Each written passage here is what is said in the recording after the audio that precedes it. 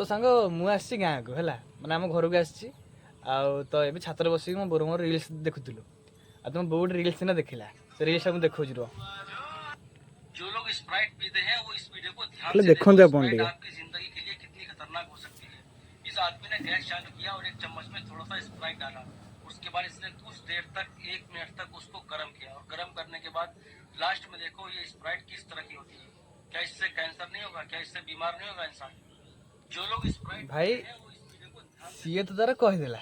सी तार भिड बनाऊँ कहीदेला दुटा भ्यू पाइबा तो मैंने अवश्य पीवा कथा नुह कि समस्त तो पीऊँ ना पीऊना मो बो स्प्राइट देखी मत कह ना तू स्प्राइट पीबूनी तापर आगु जाए कहला थम्सअप कला कला हेरा कौन कला कला मिशुची हेरा देह खराब हम थम्सअप पीबूनी आउ दिने कहला बर्गर भितर पोक बाहर बर्गर खाइबूनी चाउमिन पोक होती चाउमिन खाइबूनी आउे दिने कहला चिकेन खाइबूनी चिकेन पोक चिकेन खाइबूनी भाई मु खाइबी कौन भात डाली खाइबु देह ପାଇଁ ଭଲ पुणी आउ किसी पर भात डाली देखी कौन ना भात डाली खाइबूनी ଦେମି ଆଉ କିଛି ଦେମିନି ତତେ